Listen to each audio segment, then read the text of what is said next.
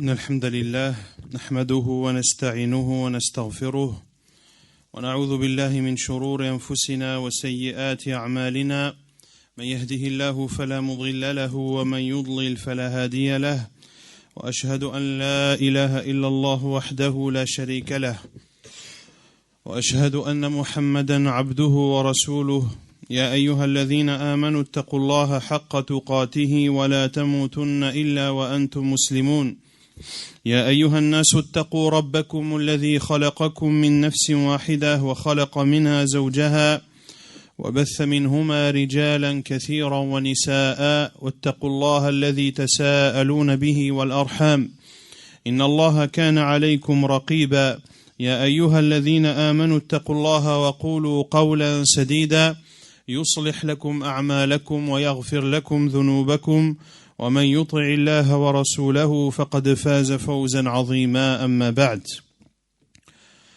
Donc ceci est la conférence mensuelle du mois d'octobre 2013 qui a pour titre les règles liées au sacrifice de Eid al-Adha. Ce sacrifice qui est appelé en arabe al-Udhiyah. Et durant cette conférence, où je me suis basé sur cette conférence, sur un épître de l'éminent savant Cheikh Mohammed ibn Salih al-Uthaymin, rahimahullah ta'ala, qui a écrit un livre appelé Ahkam al-Udhiyati wa Zakah. Les jugements de al-Udhiyah, c'est-à-dire de la bête sacrifiée pour Eid al-Adha, et les règles également qui régissent l'égorgement d'une bête. Et le cheikh lui-même a fait un résumé de son livre. Il a fait lui-même un résumé de son livre initial et c'est sur ce résumé que j'ai basé ma conférence. Donc la quasi-totalité de ce que je dirais sont au mot près les paroles de Cheikh Mohammed ibn Salih al-Uthaymin, rahimahullah ta'ala, sachant qu'à ma connaissance, ce livre n'a jusqu'à aujourd'hui pas été traduit, malheureusement, car c'est un livre extrêmement bénéfique, comme vous pourrez, ou comme vous aurez l'occasion de le constater, incha'Allah ta'ala, le cheikh rentre vraiment dans les détails.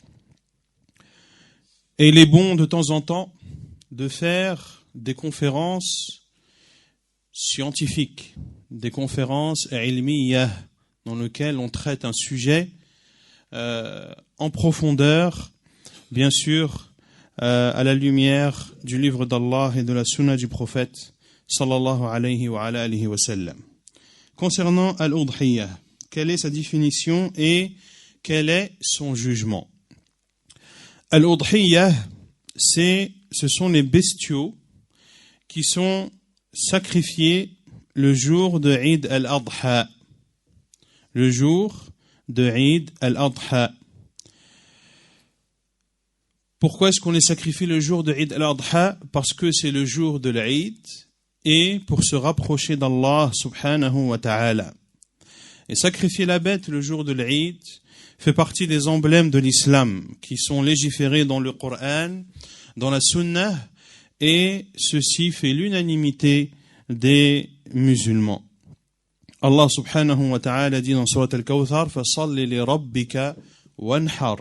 Et il dit azza wa jal dans Surat al-An'am قُلْ إِنَّ صَلَاتِي وَنُسُكِي وَمَحْيَايَ وَمَمَاتِي لِلَّهِ رَبِّ الْعَالَمِينَ لَا شَرِيكَ لَهُ وَبِذَلِكَ أُمِرْتُ. والنسك هنا الذبح كما قاله سعيد ibn Jubayr rahimahullah. Allah Azza wa Jalla dit dans Surat al-Kawthar, et prie pour ton Seigneur et sacrifie pour lui. Et il dit aussi dans Surat al-An'am, subhanahu wa ta'ala, selon le sens, dit ma prière, mon sacrifice, ma vie et ma mort sont pour le Seigneur des mondes. Et un nusuk ici dans ce verset, cela signifie l'égorgement, comme l'a dit Saïd ibn Jubayr. Et dans le Sahih de l'imam al-Bukhari et Muslim, selon Anas, le prophète sallallahu alayhi wa sallam, Anas raconte أن النبي صلى الله عليه وسلم ضحى بكبشين أملحين ذبحهما بيده وسمى وكبر ووضع رجله على صفاحهما. Anas rapporte, comme cela est cité dans les deux sahih, que sont les sahih de l'imam al-Bukhari et Muslim, Anas raconte que le prophète sallallahu alayhi wa sallam a sacrifié le jour de l'Eid 2 béliers, amlahayni, c'est-à-dire 2 béliers blancs avec des taches noires. Le prophète sallallahu alayhi wa sallam les a sacrifiés de sa main. Il a prononcé le nom d'Allah, il a dit Allahu Akbar et il a posé son pied sur le côté de leur cou, sur le côté du cou de chacun de ces béliers. Et l'on verra par la suite que la sunna, lorsque l'on égorge un mouton ou un bélier, c'est de poser son pied au niveau de son cou pour que son cou soit maintenu fermement afin que l'égorgement puisse se faire de la façon la plus rapide et la plus simple possible. Min bab al-fa'ida, pourquoi est-ce que c'est appelé al-udhiyah? Parce que, comme on a dit, c'est une bête qui est sacrifiée le jour de l'Eid, mais la sunna est d'égorger fi waqt ad-duha, au moment où, après que le soleil se soit levé. Car la sunna est d'accomplir la prière de l'Eid une fois le soleil levé. Et dans le hadith d'Abdullah ibn Umar, il dit que le prophète sallallahu alayhi wa sallam est resté 10 ans à Médine, 10 années dans lesquelles il a sacrifié le jour de l'Eid. Et dans le hadith de Al-Bara ibn Azib, rapporté par Al-Bukhari et Muslim également, أن النبي صلى الله عليه وسلم قال من ذبح بعد الصلاة فقد تم نسكه وأصاب سنة المسلمين, que celui qui sacrifie après la prière, il a alors complété son sacrifice et il a suivi la voie des musulmans. Tous ces textes, le cheikh les cite pour montrer que al-udhiyah fait partie des emblèmes de l'islam et il apporte à cela les preuves dans le Coran et dans la sunna du prophète sallallahu alayhi wa sallam. Ajoutez à cela que le prophète sallallahu alayhi wa sallam a donc sacrifié le jour de l'Eid. Ses compagnons également ont sacrifié et le prophète sallallahu alayhi wa sallam a informé que celui qui sacrifie le jour de l'Eid a suivi la voie des musulmans. Et les musulmans sont unanimes sur le fait que cette udhiyah, que cette bête sacrifiée le jour de l'Eid est légiférée. Concernant le jugement de l'udhiyah, les savants ont divergé. Est-ce que cette bête à sacrifier, est-ce qu'il est obligatoire de la sacrifier ou est-ce que cela est une sunna fortement recommandée? La majorité des savants considèrent que al-udhiyah est fortement recommandé et c'est l'avis de l'imam al-Shafi'i, l'imam Malik et l'imam Ahmad rahimahumullah. Et d'autres savants sont d'avis que cette udhiyah est obligatoire. C'est notamment l'avis de l'imam Abu Hanifa et c'est l'une des versions rapportées de l'imam Ahmad et c'est notamment l'avis qu'a choisi Cheikh al-Islam Ibn Taymiyyah rahimahullah ta'ala, et chacun des deux avis a ses preuves qui sont fortes. Il faut savoir également que de sacrifier à l'udhiyah est meilleur que de donner son équivalent en argent. Car de sacrifier la bête est ce qu'a fait le prophète sallallahu alayhi wa sallam. Et c'est ce qu'ont fait avec lui les musulmans. Également, de sacrifier la bête est meilleur, car comme l'on l'a vu, sacrifier à l'udhiyah fait partie des emblèmes d'Allah. Et si les gens s'étaient tous mis à donner en aumône la valeur de cette bête en argent, eh bien cet emblème disparaîtrait au fur et à mesure. Et si de donner en aumône l'équivalent de cette bête était meilleur, nul doute que le prophète sallallahu alayhi wa sallam l'aurait enseigné à sa communauté, soit par un acte, soit par une parole. Quelles sont les conditions de al-udhiyah? Il y a 6 conditions qui doivent être réunies pour que al-udhiyah soit valide et conforme à ce qui est attendu de nous. La première de ces conditions, an takuna min bahimatil an'am. Wa bahimatul an'am hiya al-iblu wal baqaru wal ghanam. ضأنها ومعزها. La première condition est que cette bête sacrifiée doit faire partie de bahimatul an'am. Comme l'a dit Allah subhanahu wa ta'ala, وَلِكُلِّ أُمَّةٍ جَعَلْنَا مَنْسَكًا لِيَذْكُرُوا اسْمَ اللَّهِ عَلَى مَا رَزَقَهُم مِّن بَهِيمَةِ الْأَنْعَامِ. Et bahimatul an'am signifie ou sont inclus dans bahimatul an'am les chameaux, les chamelles bien sûr, les vaches et les bœufs et al-ghanam. Et lorsque l'on dit al-ghanam, cela inclut 2 types de bêtes. Al-ghanam inclut les caprins et les ovins.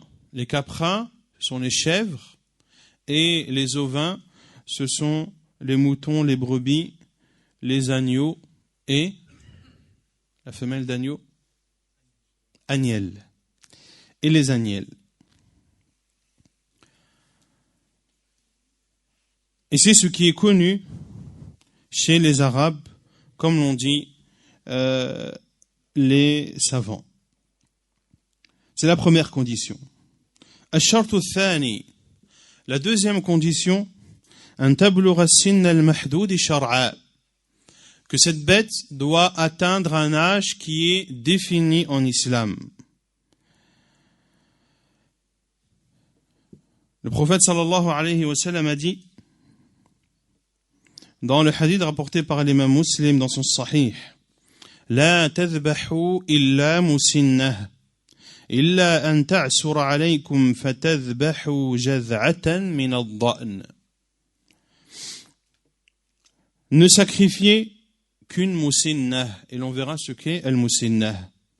Sauf si cela est difficile pour vous, alors sacrifiez al-jaz'ah parmi les ovins. On a dit que les ovins, ce sont les moutons, les brebis, les agneaux et les agnelles. Pourquoi est-ce que j'insiste en disant à chaque fois le mâle et la femelle? Car pour l'udhiyah, tu as le droit de sacrifier un mâle comme une femelle. Beaucoup se posent la question, est-ce qu'il est autorisé de sacrifier une femelle? Cela est totalement autorisé. Dans ce hadith, le prophète sallallahu alayhi wa sallam nous dit, ne sacrifiez qu'une musinnah. Qu'est-ce que al-musinnah? Al-musinnah, parmi les chameaux, ce sont ceux qui ont atteint l'âge de 5 ans. Parmi les vaches et les bœufs, ceux qui ont complété 2 ans. Et al-thani min al-ghanam, on a dit que le ghanam c'est les ovins et les caprins. Et parmi al-ghanam, il faut qu'ils atteignent 1 an. Il faut qu'ils atteignent 1 an. Et le prophète sallallahu alayhi wa sallam a dit, sauf si cela est difficile pour vous, alors, dans ce cas, sacrifiez al-jaz'ah min ad-da'n. Et al-jaz'ah, c'est la bête qui a plus de 6 mois. Donc, min ad-da'n. Et ici, le prophète sallallahu alayhi wa sallam a bien précisé ad-da'n, qui sont les ovins. Donc, le minimum pour les ovins, c'est 6 mois. Le minimum pour les caprins, c'est 1 an. Le minimum pour la vache et les bœufs, c'est 2 ans. Et le minimum pour le chameau et la chamelle, c'est 5 ans.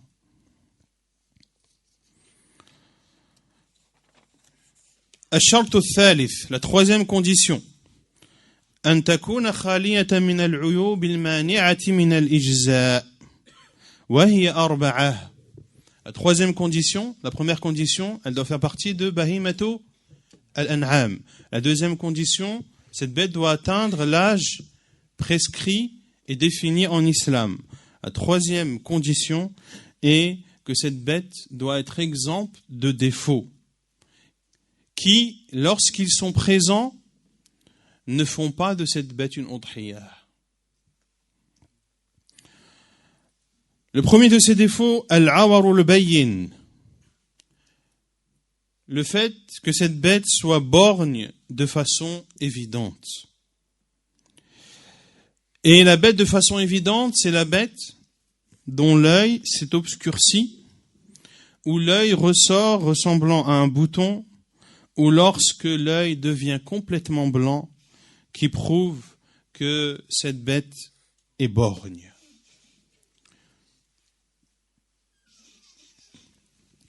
الشرط الثاني أو العيب الثاني الذي لابد أن تكون الأضحية خالية منه المرض البين. Le deuxième défaut dont la bête doit être exempte, c'est la maladie manifeste, évidente.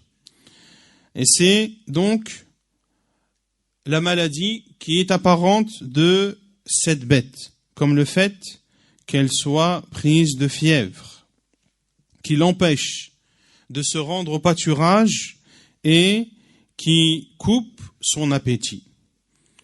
De même, une bête qui a la gale, évident, et ceci a une conséquence non négligeable sur sa viande et sur sa santé. De même que les blessures profondes font partie des défauts qui peuvent exclure cette bête de la catégorie des bêtes acceptées pour al-udhiyah. الشرط الثالث العرج البين. Le troisième défaut dont doit être exempte cette bête, c'est le fait qu'elle boite de façon évidente. Et ceci concerne la bête qui boite de telle sorte qu'elle ne peut marcher et qu'elle ne peut suivre les autres bêtes qui sont saines. Wa al-amr al-rabi' al-huzal al-muzil lil-mukh. Le quatrième défaut dont doit être exempte la bête, c'est le fait qu'elle soit maigre et faible. Maigre à tel point que ses os n'ont plus de moelle. Et la preuve de cela, de ces quatre défauts dont doit être exempte la bête, est la parole du prophète sallallahu alayhi wa sallam, lorsqu'il a été questionné quelles sont les bêtes ou les dahaya dont l'on doit s'abstenir. Et le prophète sallallahu alayhi wa sallam a dit arba'an, 4, al-arja'u al-bayinu dhal'uha wal-awra'u al-bayinu awaruha wal-maridatu al-bayinu maraduha wal-ashfa'u allati la tanqi. Le prophète sallallahu alayhi wa sallam a répondu celle qui boite de façon évidente, celle qui est borgne de façon claire, celle qui est malade, dont la maladie est évidente, et la maigre, la faible, qui n'a plus de moelle dans les os. Et dans le hadith de Al-Bara ibn Azib, le prophète sallallahu alayhi wa sallam a dit « Arba'un la tajuzu fil adahi » 4 types de bêtes, il est interdit de les sacrifier pour al-udhiyah. Et le prophète sallallahu alayhi wa sallam de citer ces 4 défauts. Et Al-Cheikh Ibn Uthaymin, rahimahullah ta'ala, dit que l'on ajoute à ces défauts les défauts qui sont similaires ou plus graves. Les défauts qui sont similaires ou plus graves. Et il cite, rahimahullah ta'ala, 6 défauts supplémentaires. Le premier de ces défauts est que cette bête soit aveugle. Car être aveugle est pire que que d'être borgne. Al-mabshoumah hatta tathlut wa yazulu anha al-khatar. Al-mabshoumah. Qu'est-ce qui sait ce que c'est qu'al-mabshoumah? Al-mabshoumah, c'est la bête dont le ventre a gonflé.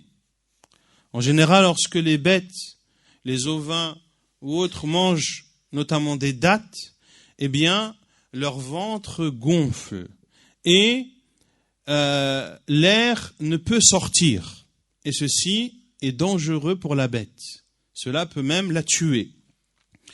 Et Cheikh, rahimahullah, dit « hatta taslut », c'est-à-dire jusqu'à ce qu'elle aille au sel. Jusqu'à ce que cette bête aille au sel et que le danger s'écarte d'elle. Al-mutawallidatu, celle qui porte lorsque le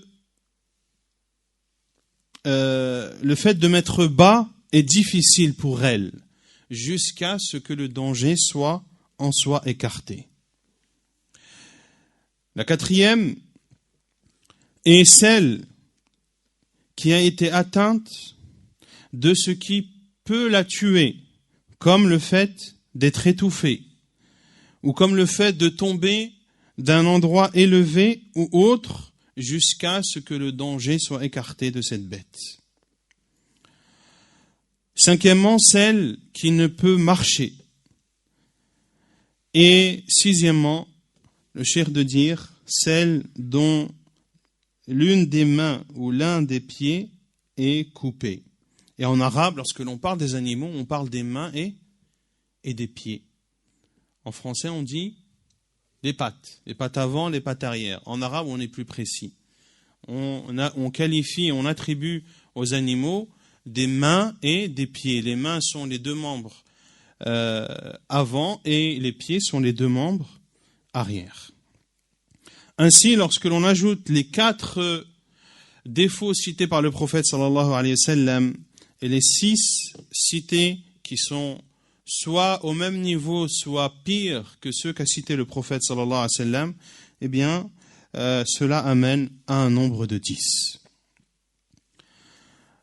Ash-shart ar-rabi', 4e condition. Cette bête doit être le bien de celui qui sacrifie. Elle doit être sa propriété. Elle doit lui appartenir. Ou bien qu'il lui a été autorisé de la sacrifier. Ainsi, la udhiya n'est pas valide si la personne sacrifie une bête qui ne lui appartient pas. Soit une bête qu'il a usurpée, c'est-à-dire qu'il a pris sans qu'il n'en ait le droit, ou bien une bête qui l'a volée, tout simplement, ou une bête qu'il a pris, et ceci après en avoir fait une demande qui est illégitime et infondée. Pourquoi? Car le cheikh dit, car il est interdit de se rapprocher d'Allah à travers une désobéissance. الشرط الخامس ألا يتعلق بها حق للغير فلا تصح التضحية بالمرهون. La cinquième condition est que cette bête ne doit pas, ou la possession de cette bête ne doit pas être suspendue à une tierce personne. Et l'exemple que donne le cheikh, qu'il est interdit de sacrifier une bête pour al-udhiyah, une bête qui t'a été donnée en guise de caution. Tu as prêté de l'argent par exemple à quelqu'un et en guise de caution, il te donne un bélier. Tu n'as pas le droit de sacrifier ce bélier car ce bélier, la possession de ce bélier est suspendue à son propriétaire. Et ce ne sera ta propriété que lorsque cette personne ne t'aura pas remboursé de façon définitive. Et c'est tout le sens de la caution. Ash-shartu as-sadis, la sixième condition est que cette bête doit être sacrifiée pendant le moment légiféré en islam. Et ce moment commence après la prière de l'Eid, le jour de l'Eid, jusqu'au coucher du soleil des derniers jours, des jours de Tashriq. Les jours de Tashriq qui sont au nombre de 3. 3 jours après le Eid. Donc il y a le jour de l'Eid qui est le 10e jour de Dhul Hijjah et Ayyam al-Tashriq. Les 3 jours de Tashriq sont le 11, le 12e et le 13e jour de Dhul Hijjah. Celui qui égorge avant que la prière ne se termine ou après le coucher du soleil du 13e jour, alors sa udhiyah n'est pas valide.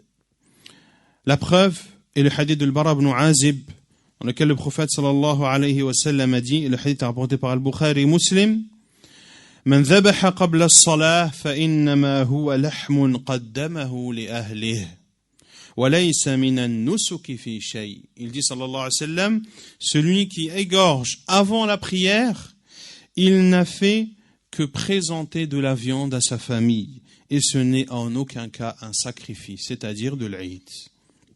Et selon Jundub ibn Sufyan al-Bajali rahimahullah radiyallahu anhu, il dit shahadtu النبي صلى الله عليه وسلم قال من ذبح قبل أن يصلي فليعد مكانها أخرى.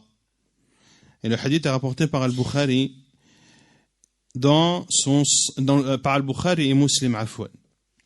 Dans le hadith de Jundub al-Bajali radiyallahu anhu, il dit j'ai assisté lorsque le prophète sallallahu alayhi wa sallam a dit celui qui égorge avant la prière, qu'il égorge une autre bête à la place. Qu'il égorge une autre bête à la place. وعن نبيشة الهذلي رضي الله عنه قال قال رسول الله صلى الله عليه وسلم أيام التشريق أيام أكل وشرب وذكر لله عز وجل.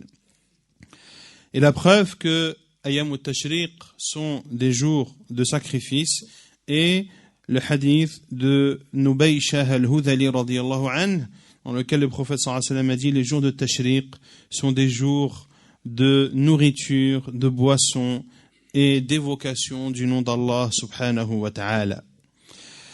Et le cheikh dit mais si le retard est dû à une excuse comme celui dont la bête s'est sauvée, sans que cela ne résulte d'une erreur de sa part. Et il ne retrouve sa bête qu'après le coucher du soleil du 13e jour. Dans ce cas, il n'y a pas de mal à la sacrifier et cela sera considéré comme une udhiyah et le cheikh de bien citer à condition que cette bête ne se soit pas sauvée suite à une erreur de son propriétaire. Ou bien, lorsque tu lègues quelqu'un ou lorsque tu mandates quelqu'un pour sacrifier une bête pour toi et que cette personne oublie totalement de sacrifier cette bête, alors il n'y a pas de mal à la sacrifier même après le temps qui a été alloué. Et le cheikh dit ceci en analogie avec celui qui dort pendant l'heure d'une prière ou qui oublie cette prière, il se doit alors de l'accomplir au moment où il se réveille ou au moment où il s'en rappelle. Et il est autorisé de sacrifier la bête pendant tout ce laps de temps, que ce soit la nuit comme le jour. Et de sacrifier le jour est meilleur. Et le mieux est le jour de l'Eid après la prière, après les 2 khutbahs. Le jour de l'Eid après les 2 khutbahs, car les 2 khutbahs viennent après la prière. Et chaque jour est meilleur que le suivant. Chaque jour est meilleur que le suivant.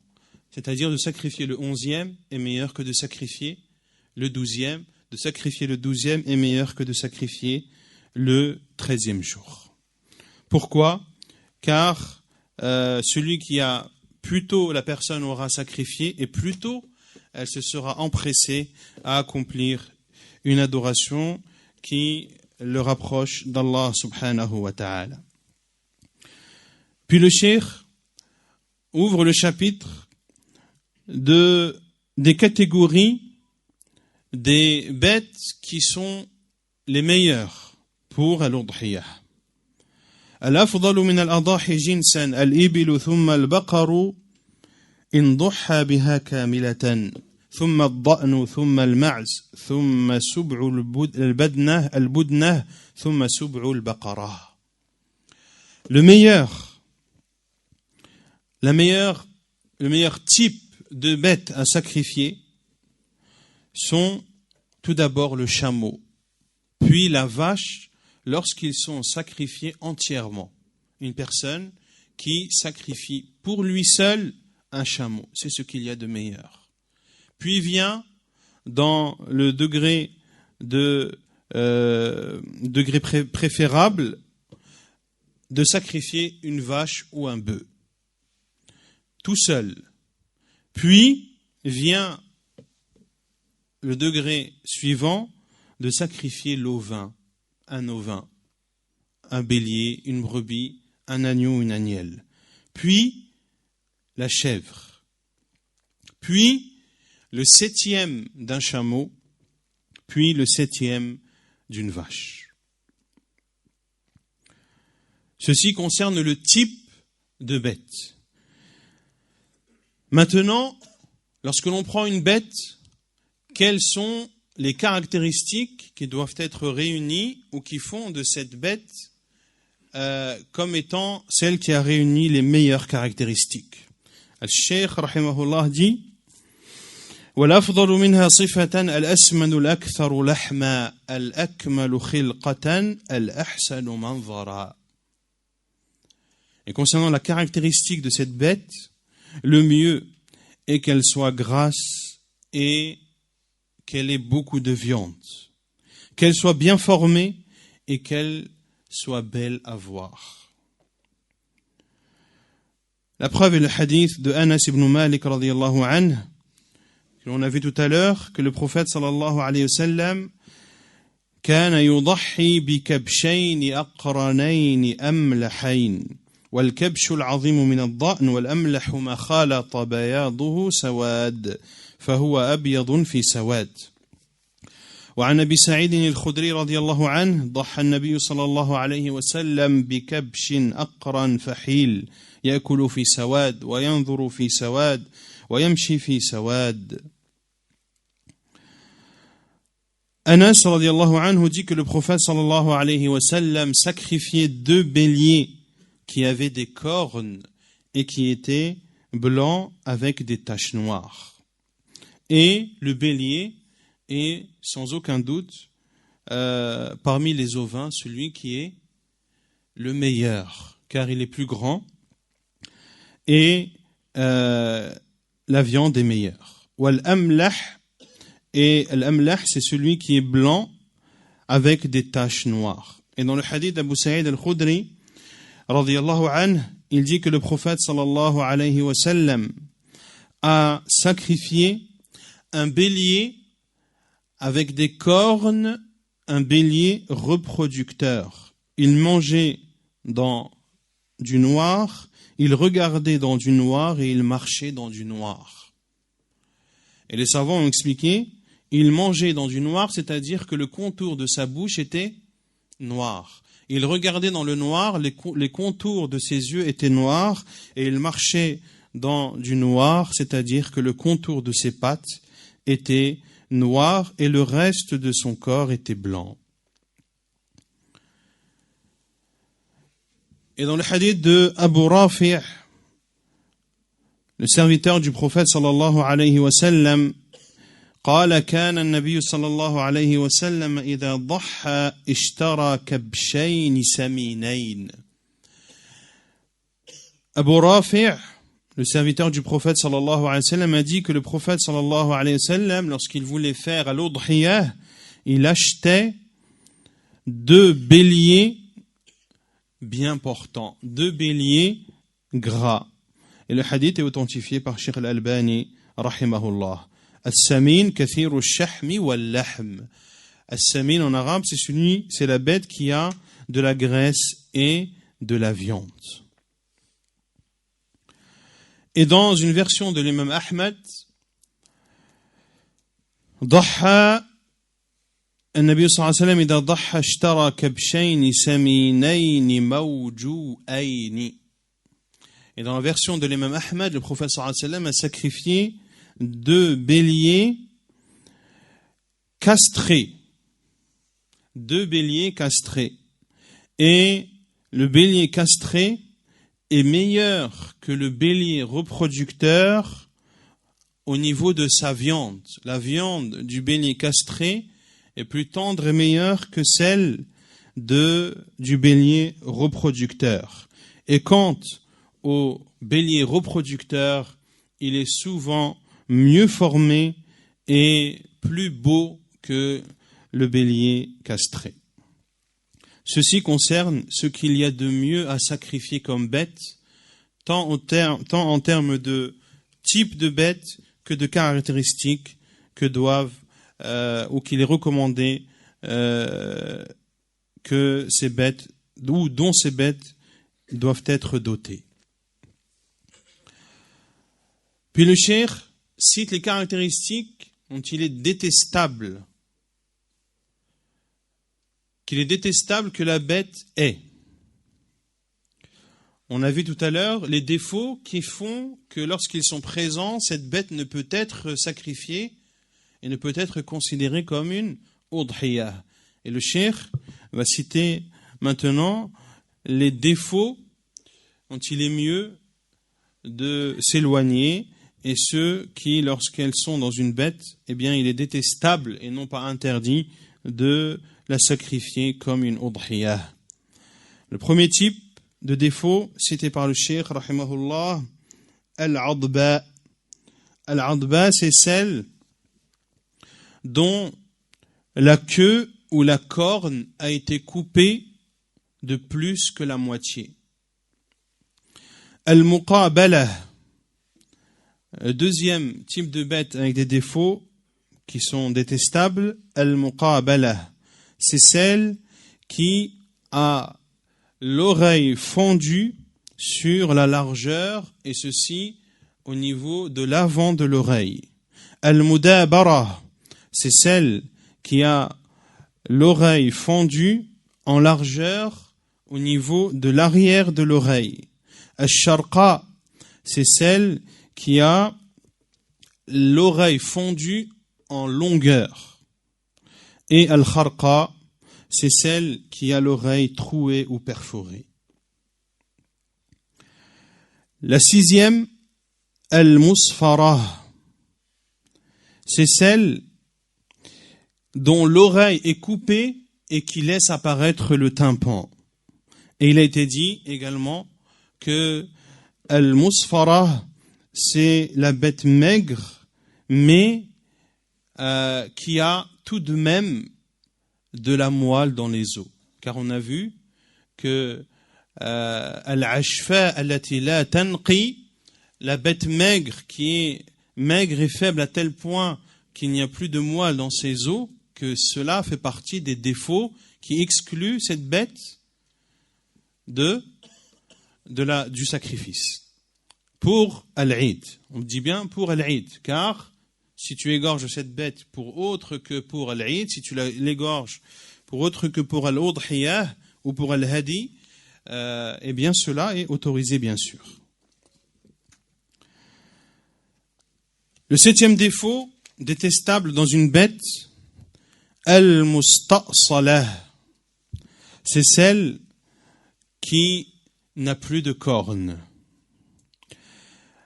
Le huitième défaut qui est détestable, Al-Bakhqa, c'est celle dont l'œil ne voit plus, mais reste intacte. Elle ne voit plus, mais l'œil est intact. Est-ce qu'elle est considérée comme une borgne? Oui ou non? Oui. Elle est borgne. Mais le prophète sallam a dit al-awra al-bayyinu awaruha. La borgne dont le fait qu'elle soit borgne est évident. Cela est évident, c'est-à-dire ça se voit clairement. Et on a vu les détails qu'a donné le cheikh, soit parce que son œil est obscur, ou soit parce qu'il ressort ressemblant à un bouton, ou soit parce qu'il est blanc entièrement. Mais si son œil est intact, mais qu'elle ne voit pas avec celui-ci, elle est effectivement borgne, mais sa borgnité, si on peut dire comme ça, n'est pas évidente. Al-Mushayya'ah, c'est celle qui ne peut suivre le reste du troupeau, qui peut suivre le reste du troupeau, mais se met toujours derrière. Elle ne peut pas suivre le reste du troupeau à la même allure que le troupeau, mais elle reste derrière. Celle-ci également, il est déconseillé de l'utiliser comme une udhiyah.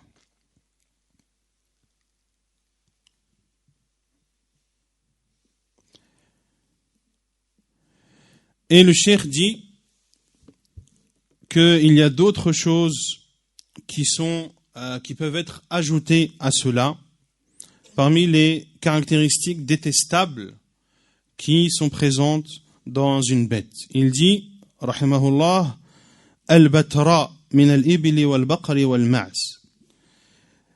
C'est celle dont la moitié de la queue a été coupée, voire plus, parmi le chameau, la vache et al-ma'z, et la chèvre. Pourquoi? Car les savants disent que la queue pour le chameau, la vache et la chèvre n'est pas un élément essentiel. N'est pas un élément essentiel. Pour cela qu'il cite ensuite ma quti'a min al-yi'atihi. Et concernant al-aliyah, al-aliyah qui concerne dans la majorité du cas, si ce n'est tout le temps, les ovins. Les ovins, donc les moutons, les béliers, etc., certains ont une queue, d'autres n'ont pas de queue, mais ils ont, comment est-ce qu'on pourrait traduire ça? Une excroissance de graisse. Et les savants disent que cette excroissance de graisse qui se trouve sur le derrière de l'ovin a un bénéfice.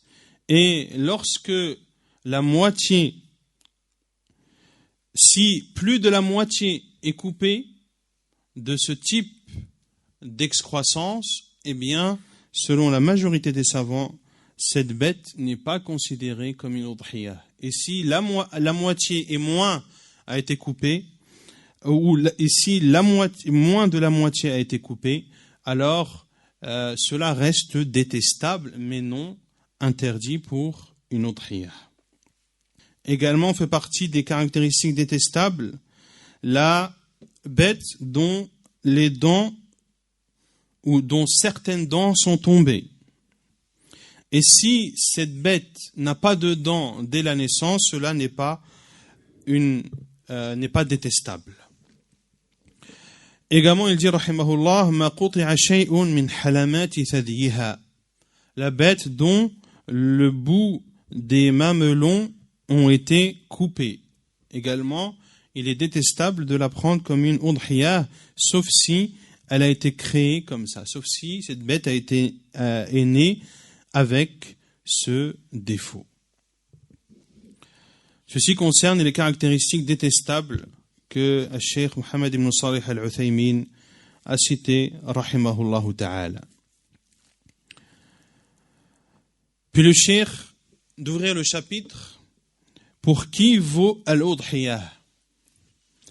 Al-udhiyah, parmi al-ghanam, et on a dit que le ghanam c'est les ovins et les caprins, valent pour un homme et sa famille et celui qu'il désire parmi les musulmans. Et la preuve est le hadith de Aïcha radiyallahu anha, anna Nabi sallallahu alayhi wa sallam amara bi kabshin aqran yata'u fi sawad wa yabruku fi sawad wa yanzuru fi sawad فأتى به ليضحي به فقال لها يا عائشة هلم المدية أي أعطني السكين ففعلت ثم أخذها وأخذ الكبش فأضجعه ثم ذبحه أي أخذ يستعد لذبحه ثم قال بسم الله اللهم تقبل من محمد وآل محمد ومن أمة محمد ثم ضحى به رواه مسلم. La preuve est le hadith de Aïcha radiyallahu anha qui dit que le prophète sallallahu alayhi wa sallam a ordonné qu'on lui apporte un bélier avec des cornes qui marche sur du noir, s'assied sur du noir et regarde dans du noir. Et on a apporté ce bélier au prophète sallallahu alayhi wa sallam pour qu'il le sacrifie. Et il a dit à Aïcha radiyallahu anha, ô Aïcha, donne-moi le couteau. Elle s'est exécutée, le prophète sallallahu alayhi wa sallam a pris le couteau, il a pris le bélier, il l'a couché, puis le prophète sallallahu alayhi wa sallam, lorsqu'il s'apprêtait à l'égorger, a dit par le nom d'Allah, Bismillah, ô Allah, accepte de Muhammad, de la famille de Muhammad et de la communauté de Muhammad. Puis le prophète sallallahu alayhi wa sallam a sacrifié ce bélier. Et dans le hadith de Abu Ayyub al-Ansari radiyallahu anhu, قال كان الرجل في عهد النبي صلى الله عليه وسلم يضحي بالشاة عنه وعن أهل بيته فيأكلون ويطعمون. Et dans le hadith d'Abu Ayyub al-Ansari radiyallahu anhu, il dit que l'homme au temps du prophète sallallahu alayhi wa sallam sacrifiait une brebis pour lui et pour la famille an ahli baytihi, la famille résidant dans son foyer, fayakuluna wa yut'imun. Il mangeait de cette viande et donnait à manger. Donc, celui qui sacrifie un ovin ou un caprin, cela lui suffit pour lui et pour sa famille. Et tous ceux pour qui il a eu l'intention, parmi les membres de sa famille, qu'ils soient vivants ou morts. S'il n'a rien eu d'intention, s'il n'a pas eu d'intention particulière, alors cette intention entre dans les gens de sa famille tout ce que peut englober ce terme, que ce soit à travers ce qui est connu chez les gens ou que ce soit à travers la langue arabe. Et dans ce qui est connu chez les gens, ce sont toutes les personnes qui sont sous sa responsabilité comme épouse, enfant et proche. Et en arabe, Ahlul Bayt, ce sont tous les proches parmi sa descendance, la descendance de son père, la descendance de son grand-père et la descendance de son arrière-grand-père. Le 7e d'un chameau ou d'une vache valent pour ou sont équivalents à un ghanam, à un ovin ou un caprin. Si un homme participe au sacrifice d'un 7e de chameau ou de vache, cela lui suffira pour lui et pour les membres de sa famille. Car le prophète sallallahu alayhi wa sallam a considéré que le 7e d'un chameau ou d'une vache a la même valeur qu'une brebis. Et ceci dans le hadi. Et le hadi, c'est la bête qui est sacrifiée par qui? Par le pèlerin, qu'il soit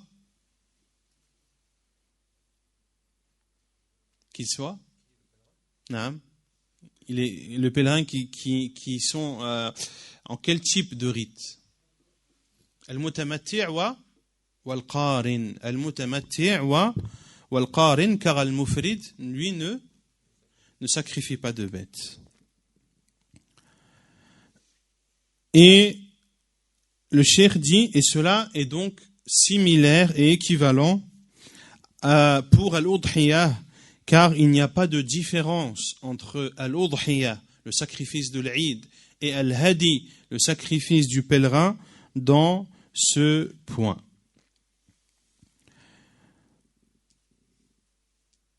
Donc, un ovin ou un caprin ne suffit pas pour 2 personnes ou plus qui l'achèteraient et qui sacrifieraient cette bête. Car cela n'a pas été rapporté ni dans le livre d'Allah ni dans la sunna du prophète sallallahu alayhi wa sallam. De même que de se rassembler à 8 pour sacrifier un chameau ou une vache, cela n'est pas valable, car ces adorations sont bien précises et il est interdit de les outrepasser, que ce soit en termes qualitatifs qu'en termes quantitatifs.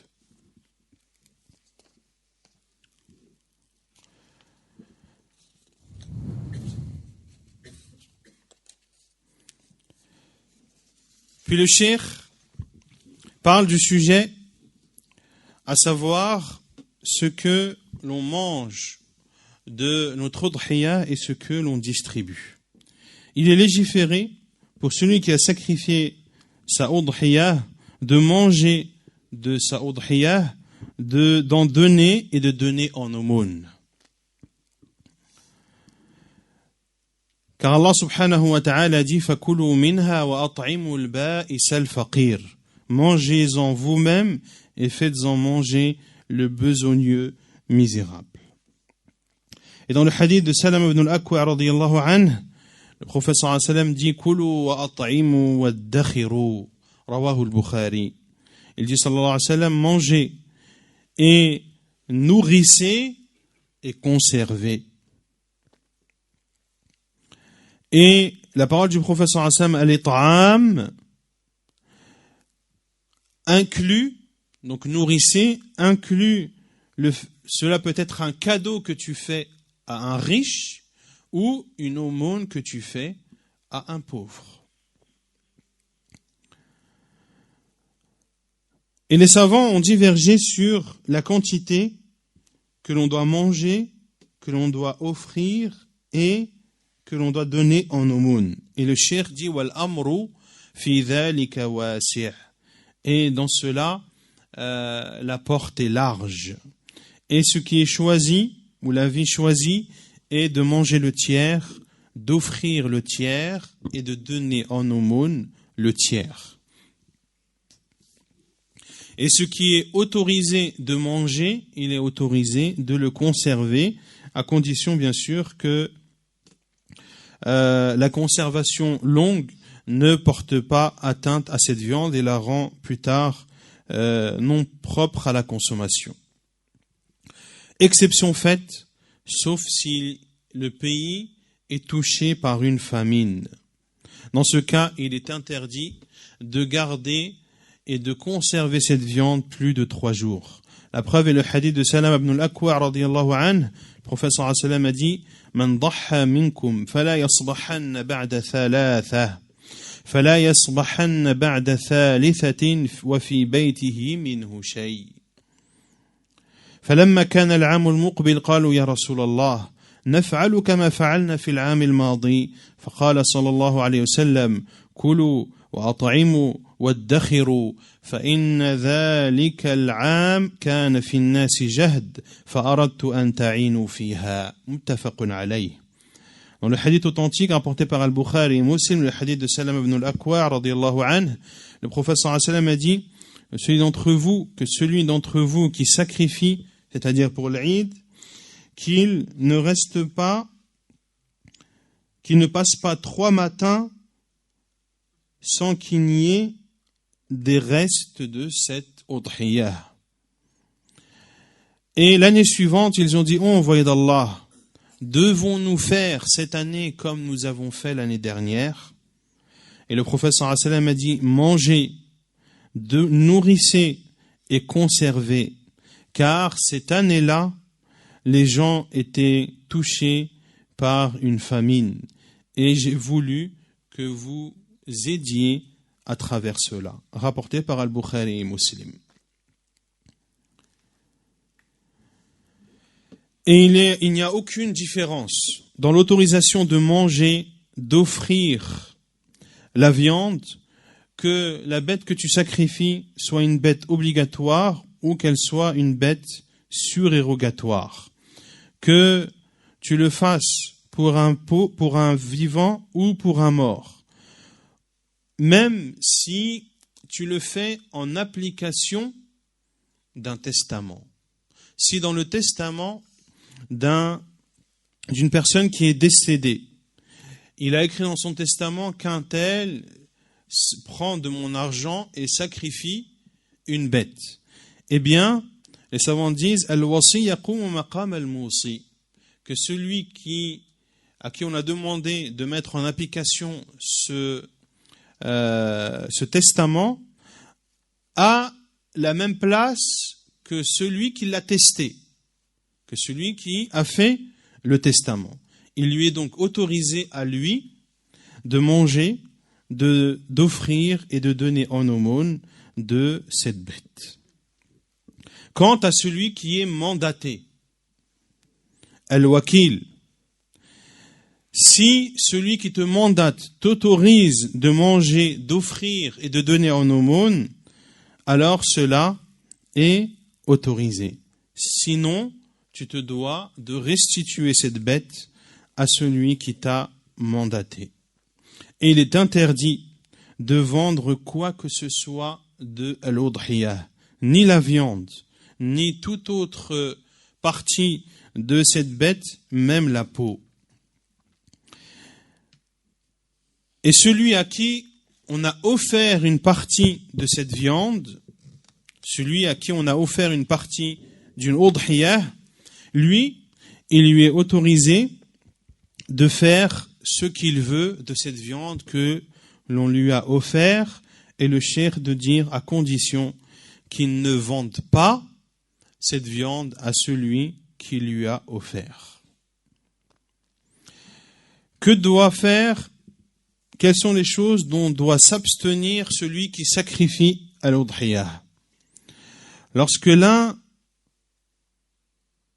personne veut sacrifier à l'udhiyah et qu'entre le mois de Dhul Hijjah, soit par la vision du premier croissant de lune, ou soit lorsque le mois de Dhul Qi'dah a complété les 30 jours, alors il est interdit à une personne qui souhaite sacrifier à l'udhiyah de prendre quelconque cheveu de son corps, de couper quelconque ongle ou d'arracher quelconque peau, et ceci jusqu'à ce qu'il sacrifie sa bête.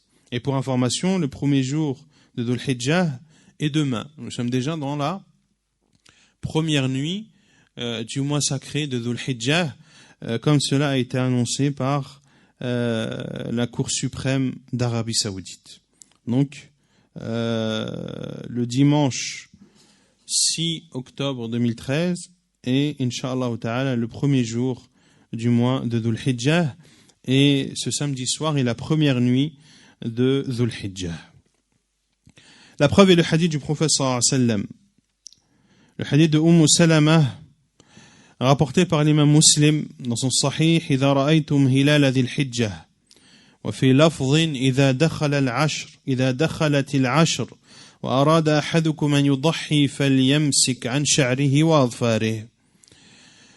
Lorsque vous voyez le croissant de lune de Dhul Hijjah, et dans une version lorsqu'entre les 10, c'est-à-dire les 10 premiers jours de Dhul Hijjah, et que l'un d'entre vous veut sacrifier, alors qu'il s'abstienne de couper quelconque poil ou ongle. Et dans une version,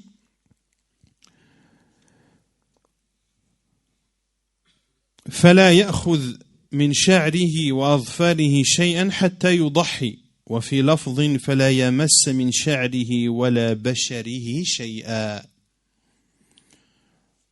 Dans la première version, le prophète sallallahu alayhi wa sallam cite clairement les poils et les ongles. Et ici, les poils, les savants disent, ce sont tous les poils du corps. Que ce soit les poils de la moustache, que ce soit les cheveux, que ce soit la barbe.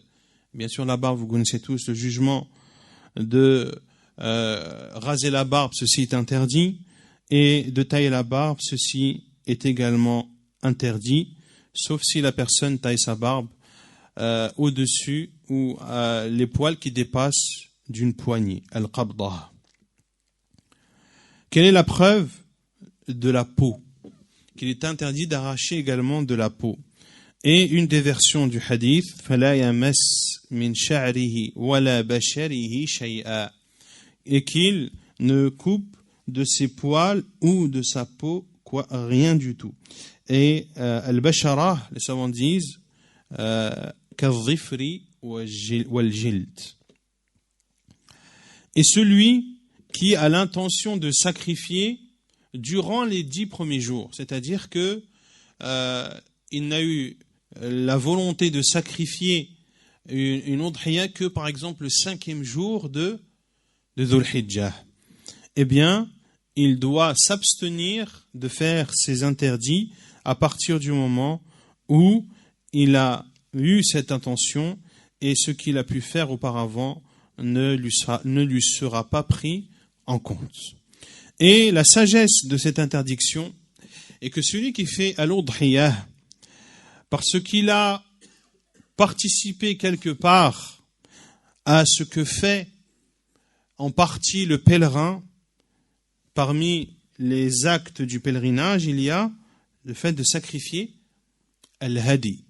Et celui qui fait al-udhiyah participe quelque part à un des rites que fait le pèlerin, à savoir sacrifier une bête, et donc il participe également avec lui dans certaines interdictions, dans certaines particularités de l'état de l'ihram, et ces quelques particularités sont le fait que le pèlerin en état de sacralisation n'a pas le droit lui aussi d'arracher des poils de son corps, ni de couper ses ongles, et bien d'autres interdictions qui sont effectives pour le pèlerin en état de sacralisation. Et ce jugement, c'est-à-dire l'interdiction de couper des poils du corps, les ongles ou d'arracher de la peau, ceci est un jugement qui concerne celui qui sacrifie et non celui pour qui l'on sacrifie.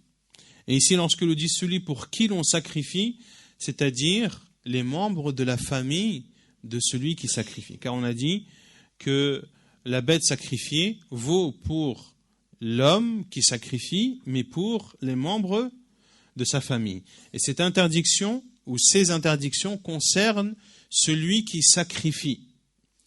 Que tu sacrifies toi-même ou que tu fasses sacrifier par quelqu'un d'autre.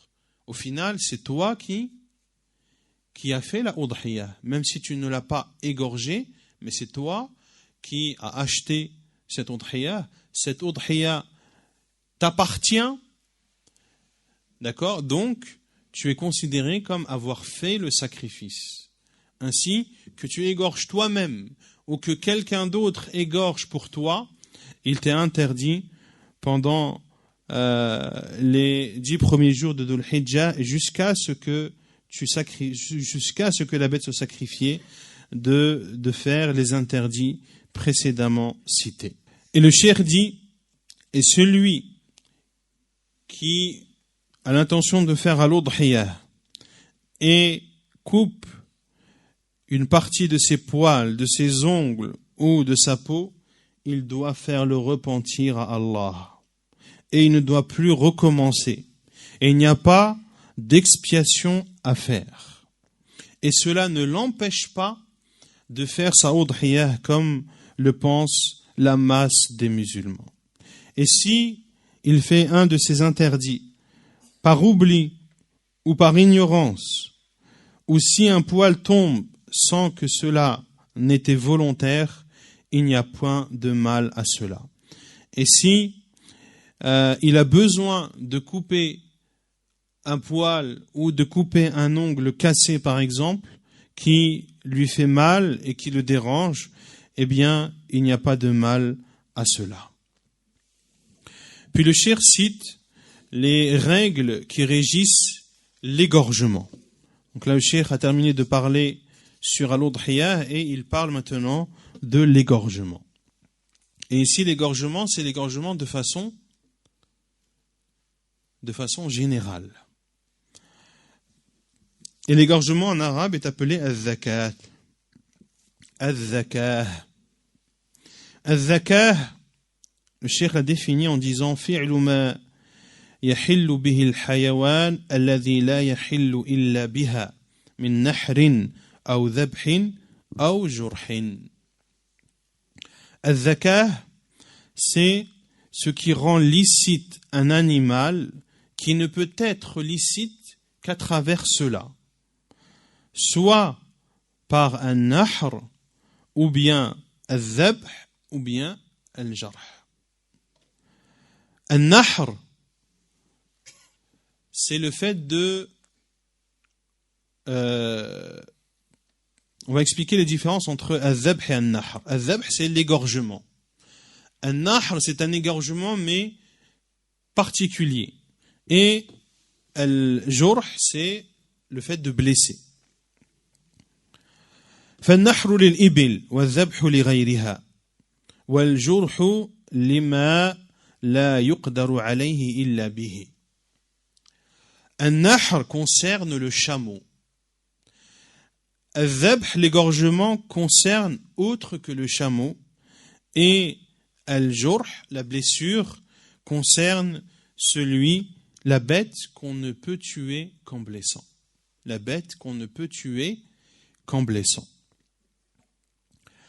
Et la différence entre al-dhabh et al-nahr, il y en a plusieurs, et cela, je les cite moi, le cheikh, rahimahullah, ne les a pas cités dans ce livre-là, même s'il les a cités dans bien d'autres endroits.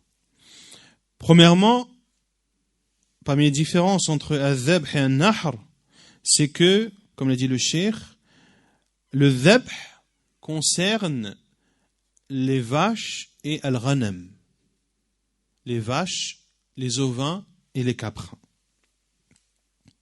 Et les autres animaux, comme il le dit le cheikh, en dehors du chameau.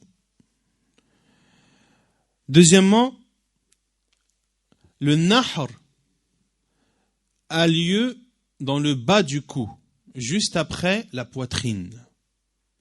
Quand vous voyez ceux qui tuent les chameaux, les musulmans qui tuent les chameaux, ils plantent le couteau dans le bas du cou, et le cou du chameau est extrêmement long.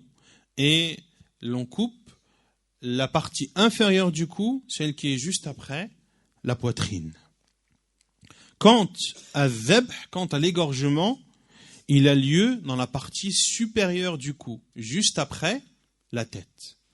C'est l'une des différences entre al-dhabh et al-nahr.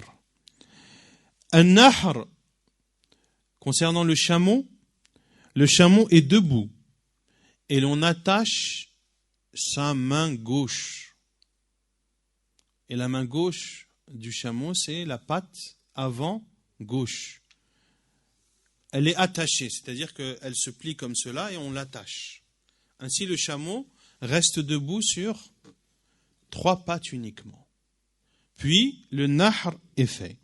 Quant au dhabh, on couche la bête sur le côté gauche. Et l'on verra que le cheikh dit, la sunna c'est de coucher la bête sur le côté gauche, de mettre son pied sur son cou et de l'égorger, sauf pour celui qui est gaucher.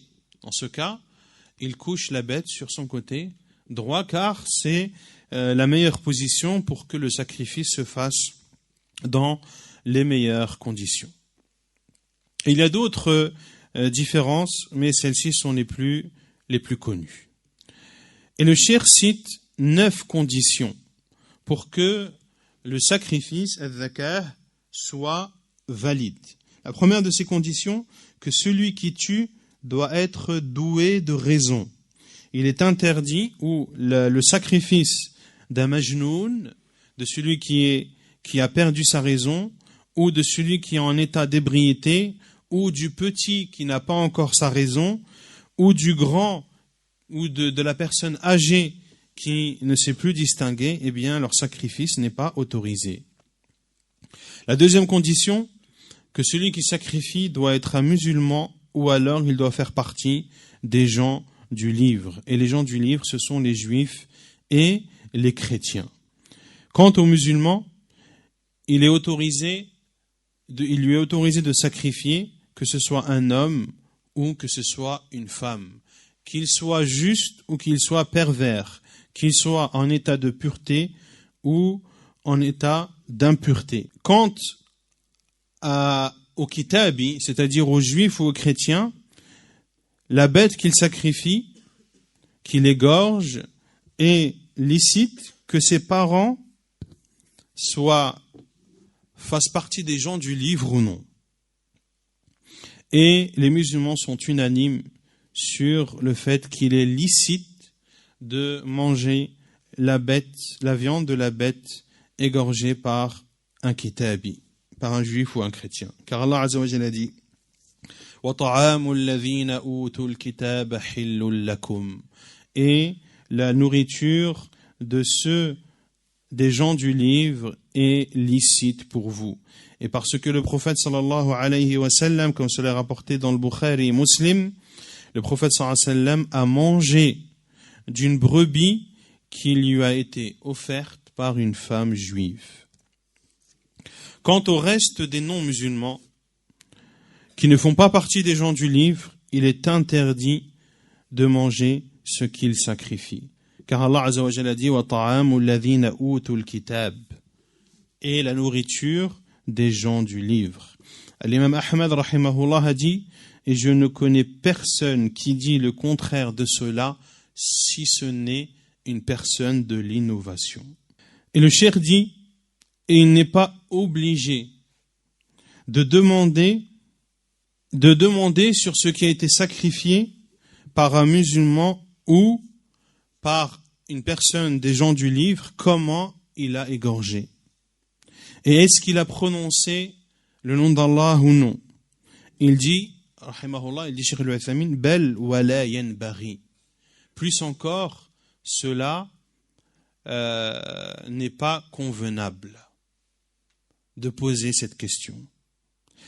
لأن ذلك من التنطع في الدين, car cela fait partie de l'exagération dans la religion. والنبي صلى الله عليه وسلم أكل مما ذبحه اليهود ولم يسألهم. Et le prophète sallallahu alayhi wa sallam a mangé de ce qu'ont égorgé les juifs et ne leur a pas demandé. C'est-à-dire le prophète sallallahu alayhi wa sallam ne leur a pas demandé comment est-ce qu'ils ont égorgé. وفي صحيح البخاري وغيره عن عائشة رضي الله عنها أن قوما قالوا للنبي صلى الله عليه وسلم إن قوما يأتوننا بلحم لا ندري أذكر اسم الله عليه أم لا قال سموا عليه أنتم وكلوه. قالت وكنا حديث عهد بكفر فأمرهم النبي صلى الله عليه وسلم بأكله دون أن يسألوا مع أن الآتين به قد تخفى عليهم أحكام الإسلام لكونهم حديث عهد بكفر. Et il dit aussi, rahimahullah, et dans le Sahih de Bukhari et autres, selon Aïcha radiyallahu anha, qu'un peuple ont dit, ô envoyé d'Allah, il y a un peuple qui nous apporte de la viande, dont nous ne savons pas si le nom d'Allah a été prononcé ou non. Le prophète sallallahu alayhi wa sallam a dit, prononcez-vous le nom d'Allah et mangez. Elle a dit à Aïcha, et il faisait partie, et il n'y a pas si longtemps qu'ils étaient dans la mécréance. Et le prophète sallallahu alayhi wa sallam leur a ordonné de manger sans poser de questions, sachant que ceux qui étaient venus à lui, sallallahu alayhi wa sallam, étaient convertis récemment. Donc il était fort probable qu'ils ne connaissaient pas un certain nombre de jugements islamiques. Ash-shart al-thalith, la troisième condition, que le sacrifice soit voulu. Car le sacrifice nécessite une intention. Et celui qui n'a pas l'intention de tuer cette bête, avec l'intention de la tuer d'une façon légiférée qui la rendra licite, alors celle-ci n'est pas licite pour lui. Et le cheikh donne un exemple. Comme celui qui est attaqué par une bête et l'égorge pour se défendre uniquement. Il égorge cette bête, mais il ne l'égorge pas pour la rendre licite et la manger. Il l'égorge pour se défendre. Ash-shart ar-rabi', la quatrième condition.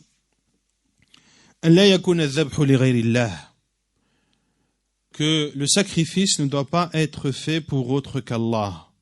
Car s'il est fait pour autre qu'Allah, cette bête est illicite. Comme celui qui sacrifie une bête en guise de reconnaissance envers une statue, ou pour donner de l'importance à un défunt dans sa tombe, ou celui qui sacrifie une bête pour montrer l'importance d'un roi ou autre. La cinquième condition, Allah yusammi alayha ismu ghayrillah. Il ne doit pas prononcer un nom autre que le nom d'Allah. Comme celui qui dit par le nom du prophète, ou par le nom de Jibril, ou par le nom de telle ou telle chose autre qu'Allah. S'il fait cela, eh bien, cette bête est illicite. Et Ash-Shaykh dit, rahimahullah, wa in dhakara ismallahi ma'ah. Même s'il cite le nom d'Allah avec. Même s'il dit par le nom du prophète et d'Allah. Par un tel et Allah. Eh bien, cette viande est illicite. Ash-shart as-sadis. أن يذكر اسم الله تعالى عليها فيقول عند تذكيتها بسم الله لقوله تعالى فكلوا مما ذكر اسم الله عليه إن كنتم بآياته مؤمنين. La sixième condition est qu'il doit prononcer le nom d'Allah au moment où il la sacrifie en disant Bismillah. Et la preuve est la parole d'Allah Azza wa Jalla dans Surat Al-An'am, le verset 118, et manger de ce sur quoi le nom d'Allah a été prononcé si vous êtes véritablement croyant en ces signes. Et la preuve également est la parole du prophète sallallahu alayhi wa sallam, ma anhara ad-dam wa dhukira ismullahi alayhi fakulu. Ce qui effuse le sang et sur lequel le nom d'Allah a été cité, alors mangez. Le hadith est authentique, apporté par Al-Bukhari dans son Sahih.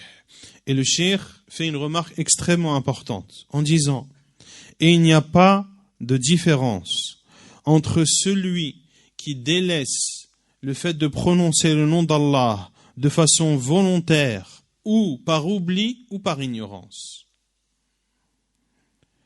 Car le verset est général. Allah Azza wa Jalla dit dans Surat Al-An'am, le verset 121, وَلَا تَأْكُلُوا مِمَّا لَمْ يُذْكَرِ اسْمُ اللَّهِ عَلَيْهِ. Et ne mangez pas ce sur quoi le nom d'Allah n'a pas été cité. Donc, lorsque l'on sacrifie une bête et que l'on ne dit pas Bismillah, que tu ne le dises pas volontairement, ou que tu ne le dises pas par oubli, ou que tu ne le dises pas par ignorance, dans tous les cas, cette viande est illicite. Et le cheikh, rahimahullah, dit لأن النبي صلى الله عليه وسلم جعل التسمية شرطا في الحل والشرط لا يسقط بالنسيان والجهل. Car le prophète sallallahu alayhi wa sallam a fait de cette tasmiya, de dire bismillah, une condition pour la licéité de cette viande. Et la condition ne peut être exempte par un oubli ou par une ignorance. Et il donne un cas similaire, rahimahullah, en disant: si cette personne tuait cette bête sans effuser le sang, par oubli ou par ignorance, est-ce qu'elle serait licite pour lui ou pas? Une personne qui tue une bête sans que le sang n'effuse, il la tue avec une pierre par exemple, en ne sachant pas que de tuer une bête avec une pierre rend cette bête illicite. Est-ce que le fait qu'il ne le savait pas, ou le fait qu'il ait oublié, est-ce que cela rend cette bête licite? C'est la même chose pour la tasmiya. À partir du moment où c'est une condition, cette condition ne peut être levée par un oubli ou par une ignorance. Et le prophète sallallahu alayhi wa sallam a cité deux conditions dans le hadith. Ma anhara ad-dam wa dhukira ismullahi alayhi fakulu. Ce qui la bête dont le sang a effusé et sur lequel vous avez prononcé le nom d'Allah, alors mangez. Il y a donc deux conditions qu'a cité le prophète sallallahu alayhi wa sallam. Et si une règle est valable pour une des conditions, elle est valable aussi pour la seconde. Et si celui qui égorge et sacrifie est muet, il ne peut pas prononcer donc la tasmiyah. Le cheikh dit, il lui suffit de faire un signe qui montre la tasmiyah. Car Allah Azza wa Jalla a dit fattaqullaha mastata'tum, et craignez Allah comme vous le pouvez. La septième condition est que le sacrifice doit être fait avec un objet tranchant qui effuse le sang. Que cet objet tranchant soit de fer, de pierre ou de verre ou autre. Car le prophète sallallahu alayhi wa sallam a dit Ma anhara ad-dama wa dhukira ismullahi alayhi fakulu ma lam yakun sinnan aw dhafra wa sa'uhaddithukum an dhalik amma as-sinnu fa'azm wa amma adh-dhafru fa mudal habashah. Le prophète sallallahu alayhi wa sallam a dit ce qui effuse le sang et sur lequel le nom d'Allah a été prononcé, alors mangez. Tant que ce n'est pas une dent ou un ongle. Tant que ce n'est pas une dent ou un ongle. C'est-à-dire avec quoi vous avez sacrifié. Et le prophète sallallahu alayhi wa sallam de dire, et je vais vous parler de cela. Quant aux dents, ce sont des os. Et quant aux ongles, ce sont les couteaux de l'Abyssinie. Les Abyssins, à l'époque du prophète sallallahu alayhi wa sallam, tuaient les bêtes avec leurs ongles. Et les Abyssins étaient, à l'époque du prophète sallallahu alayhi wa sallam, des chrétiens. Et les savants ont donné deux explications à ce hadith. Soit, ce qui est voulu, c'est que Al-Habasha étaient des chrétiens, or il est interdit aux musulmans de ressembler aux non-musulmans.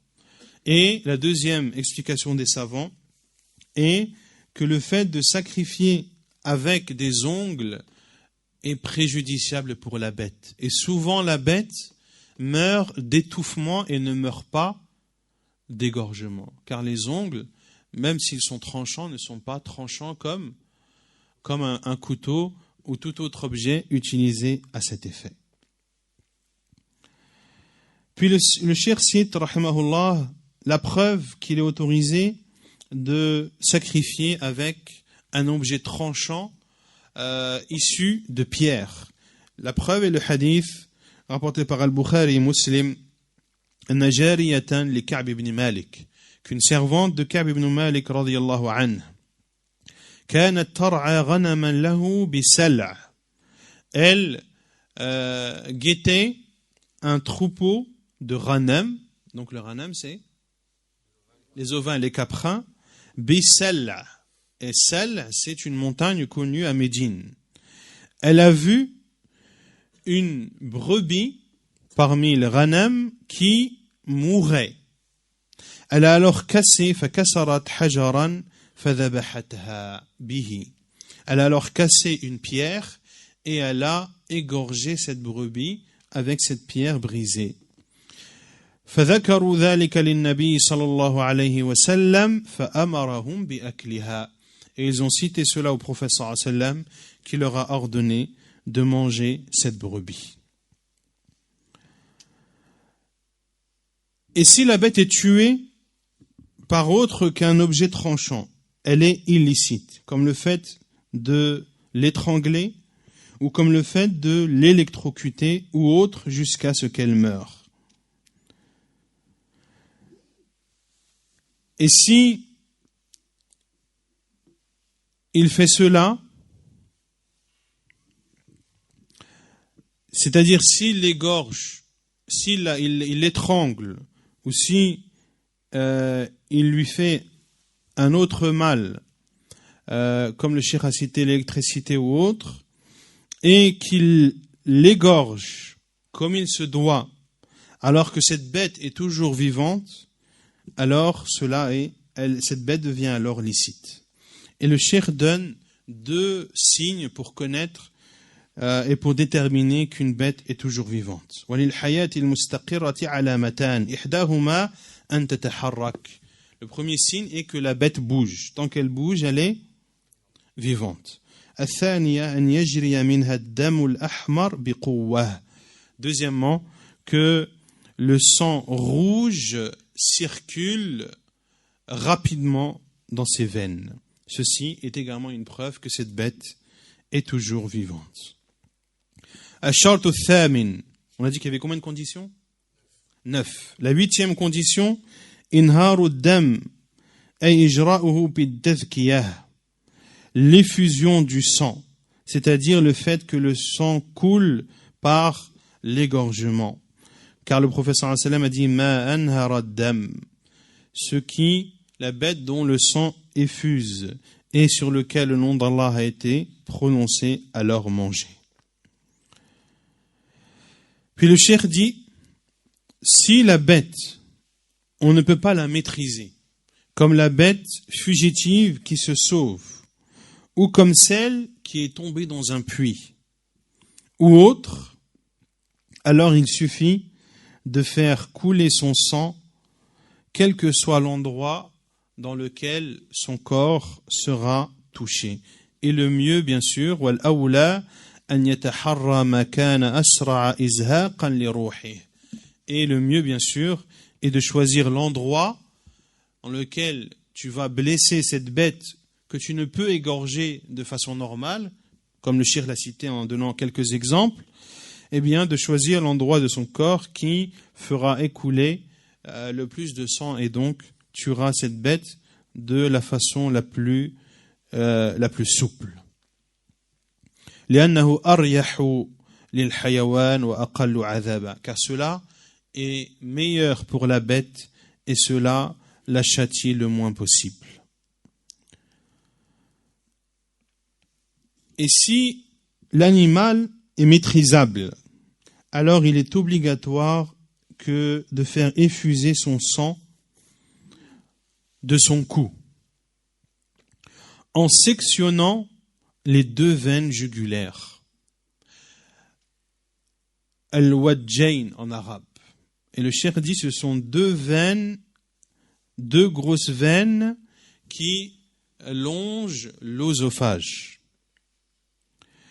Et le mieux dans le sacrifice, donc le minimum que dit le cheikh, c'est de couper les 2 veines jugulaires. Et le mieux est de couper avec ces 2 veines jugulaires la trachée. La trachée qui est la voie à travers laquelle passe l'air. Et al-mari, qui est l'œsophage. Donc, les 2 veines jugulaires longent la trachée et non l'œsophage. Les 2 veines jugulaires longent la trachée afwan, et non l'œsophage. Donc la trachée, le mieux est de sectionner les deux veines jugulaires, de sectionner avec les deux veines jugulaires la trachée et de sectionner avec, en plus, l'œsophage qui est l'endroit par lequel passe la nourriture et les boissons. Ceci afin que le sang s'effuse de façon uniforme et de façon rapide. Et le cheikh dit وَإِنِ اقْتَصَرَ عَلَى قَطْعِ الْوَجْدَيْنِ حَلَّتِ تَذْكِيَهِ. Et s'il se contente de sectionner les deux veines jugulaires, eh bien la viande ou la bête devient licite. الشرط التاسع, la 9e condition, أن يكون المذكى مأذونا في ذكاته شرعا فأما غير المأذون فيه فنوعان. Neuvième condition est que la bête que l'on sacrifie, qu'il soit autorisé de la sacrifier juridiquement en islam. Et les bêtes qui ne sont pas autorisées sont de deux sortes. La première, celles qui sont interdites par le droit d'Allah, كصيد الحرم والإحرام, comme les bêtes qui vivent dans la terre sacrée. Il est interdit de les tuer.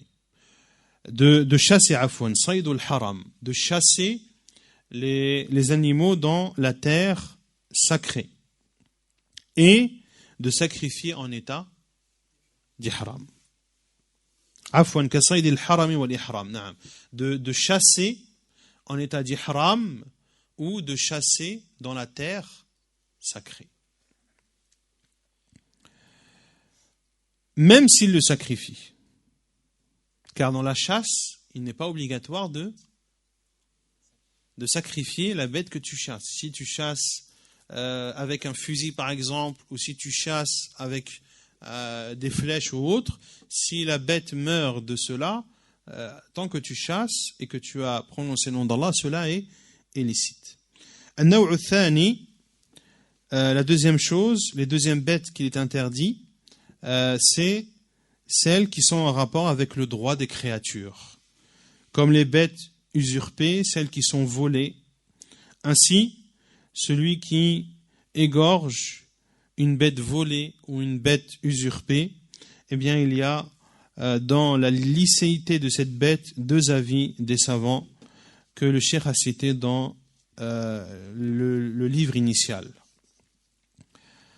Puis le cheikh parle des comportements à avoir au moment où on sacrifie la bête. Et ces comportements ne remettent pas en cause la licéité de la bête, mais il est recommandé de les faire. Awalan, istiqbalul qibla, de se mettre en direction de la qibla au moment où l'on sacrifie. Deuxièmement, de sacrifier convenablement en utilisant des objets tranchants aiguisés, et l'égorgement doit être fait avec force et rapidité. Et il a été dit que cela est même une obligation, et c'est l'avis que le cheikh considère, que cela est obligatoire, car le prophète sallallahu alayhi wa sallam a dit qu'Allah a prescrit la bienfaisance dans toute chose. Lorsque vous tuez, tuez bien, et lorsque vous égorgez, égorgez convenablement, et que l'un d'entre vous aiguise son couteau et qu'il tranquillise sa bête. Donc le cheikh considère que cela est une obligation. Troisièmement, parmi les comportements à voir, que le chameau, l'on pratique sur lui un nahr, et on a expliqué ce qu'était un nahr tout à l'heure. En dehors du chameau, c'est al-dhabh. Le chameau, lorsqu'on fait le nahr, doit être debout, la main gauche attachée. Et si cela est difficile, alors il peut la tuer lorsqu'elle est assise. Le reste, ou en dehors du chameau, eh bien, il est recommandé d'allonger la bête sur son côté gauche, sauf si le sacrificateur est gaucher. Dans ce cas, il place ou il allonge la bête sur son côté droit. Et le cheikh dit et il fait partie de la sunna de poser son pied sur son cou afin de le stabiliser. Quant au fait de monter dessus et de tenir la bête par ses pattes, il n'y a aucune source de cela dans la sunna. Et les savants ont cité que parmi les bénéfices de laisser les pattes de la bête libres et que cela facilite l'effusion du sang. Quatrièmement, ce qui est recommandé de faire, c'est de sectionner la trachée et l'œsophage en plus des deux veines jugulaires qui, elles, font partie des conditions. Cinquièmement, le comportement à avoir est de cacher le couteau lorsque l'on l'aiguise, afin que la bête ne le voie pas. Sixièmement, de faire le takbir après la tasmiyah. On a vu que la tasmiyah était une condition et le takbir est une sunnah recommandée après la tasmiyah, de dire bismillah wa wallahu akbar. سابعا أن يسمي عند ذبح الأضحية أو العقيقة من هي له بعد التسمية والتكبير.